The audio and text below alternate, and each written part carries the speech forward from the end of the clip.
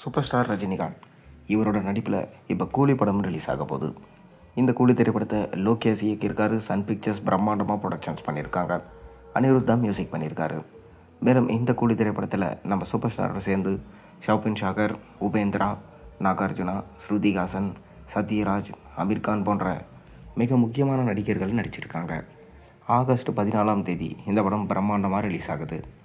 அதைத் தொடர்ந்து super star Rajinikanth இயக்குனர் நெல்சனோட மீண்டும் இணைந்து ஜெயிலர் படத்தில் நடிச்சிட்டு வராரு. மேலும் பார்த்தீங்கன்னா ஏற்கனவே ரஜினிகாந்த் மற்றும் இயக்குனர் நெல்சன் கூட்டணியில் வெளியான திரைப்படம் ஜெயிலர். இந்த படம் ரசிகர்கள் மத்தியில் பெரும் வரவேற்பு பெற்றது. படத்தோட முதல் பாகத்தில் அந்த வெற்றியை தொடர்ந்து தற்போது ஜெயிலர் 2 திரைப்படம் உருவாக்கிட்டு வருது. ஜெயிலர் 2 படப்பிடிப்பு பணிகள் கேரளா பகுதியில் நடைபெற்று வருது.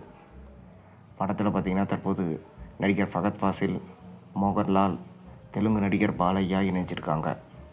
படத்தோட இசையை அனிருத் மேற்கொள்ள சன் பிக்சர்ஸ் நிறுவனம் தயாரிச்சுட்டு வராங்க.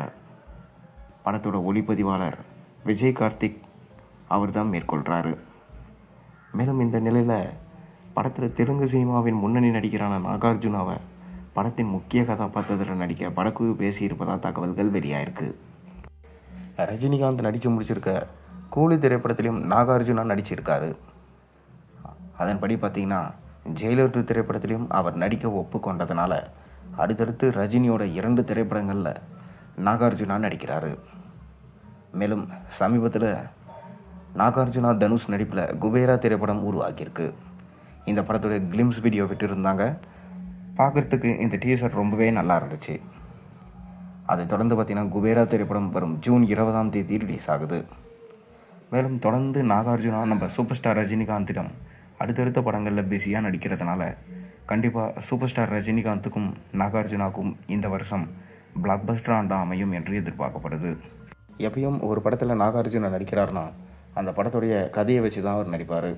இதை வச்சு பார்க்கும்போது ஜெயிலர் 2 படம் கண்டிப்பாக பிரம்மாண்டமாக கதைக்கு முக்கியத்துவம் கொடுக்குற மாதிரி இருக்கும் என்று சொல்லப்படுது. எக்ஸ்டெண்டட் கேமியோ ரோல் என்றதுனால பாலையாக்கு ஈக்குவலாக நாகார்ஜுனாவுக்கு சீன்ஸ் கொடுத்துருப்பாங்கன்னு சொல்லிட்டு எதிர்பார்க்கப்படுது. நீங்கள் என்ன நினைக்கிறீங்க? ஜெயிலர் 2 படத்தில் நம்ம நாகார்ஜுனா நடிக்கிறது நல்லா இருக்கா நல்லா இல்லையா? உங்கள் கருத்துக்களை மறக்காமல் கீழே கமெண்ட்டில் சொல்லுங்கள். மேலும் சேனலில் போடுற ஒரு வீடியோஸும் பிடிச்சி மறக்காமல் சேனலுக்கு சப்ஸ்கிரைப் பண்ணி பெல் ஐகானை ப்ரெஸ் பண்ணுங்கள். அப்போ தானே போகிற வீடியோஸ் எல்லாம் உங்களுக்கு நோட்டிஃபிகேஷனாக வந்து சேரும்.